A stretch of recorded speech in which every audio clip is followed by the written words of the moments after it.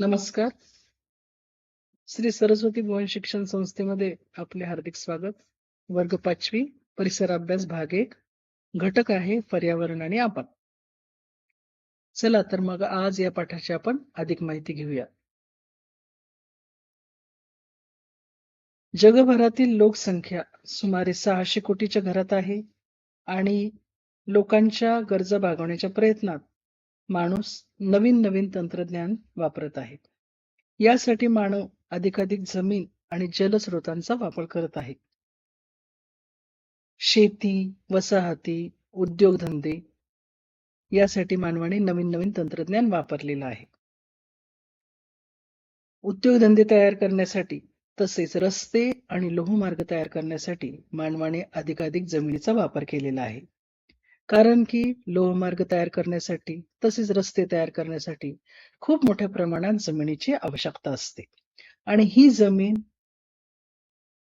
जंगलतोड करूनच मिळवली जाते. काही ठिकाणी तर दलदलीच्या प्रदेशात खोलगट भागात भराव घालून त्या जागी जमिनीचे सपाटीकरण केले जाते. पर्यावरणात वेगवेगळ्या सजीवांचे निवारे असतात.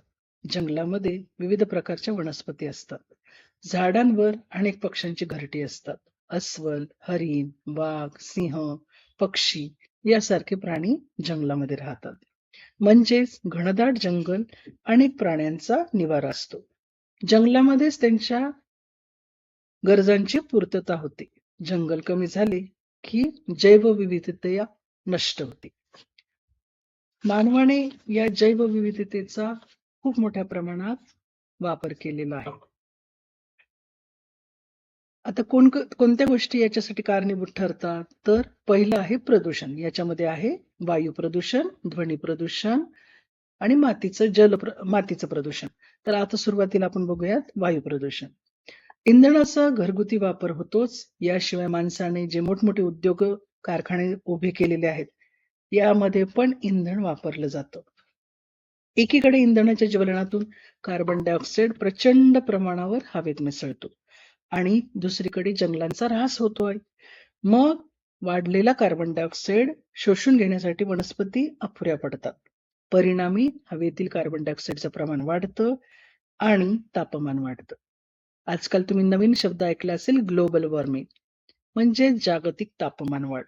ही तापमान वाढ केवळ आणि केवळ जैवविविधता नष्ट होत चालल्यामुळे होत आहे. त्यानंतर आहे पाण्याचं प्रदूषण. कारखाने उभारल्यामुळे तसेच घराघरामध्ये पाणी वापरलं जातं. घराघरातल्या सांडपाण्यावर आवश्यक प्रक्रिया न करता ते पाणी जलस्रोतात सोडलं तर जलस्रोतांचं प्रदूषण होतं. कारखान्यातून पण जे सांडपाणी सोडलं जातं त्याच्यामध्ये विषारी घटक असतात. ते वेगळे न करता ते वाहत्या पाण्यात सोडलं तर तरी देखील पाण्याचं प्रदूषण होतं. शेतीसाठी मोठ्या प्रमाणावर रासायनिक खतं आणि कीटकनाशकं वापरली जातात. ही रसायनं मातीत जिरतात आणि पावसाच्या पाण्यासोबत शेवटी नदीमध्ये पोहोचतात.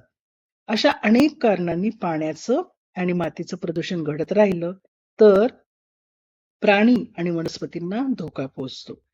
अशा वेळी सजीवांची संख्या कमी कमी होऊ लागते आणि सरते शेवटी अनेक सजीव नामशेष होतात.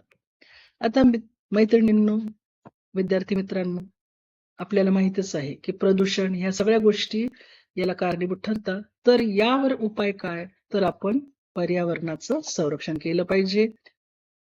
असंख्य प्रमाणात अगदी छानपैकी झाडं लावली पाहिजे, त्यांची जोपासना केली पाहिजे.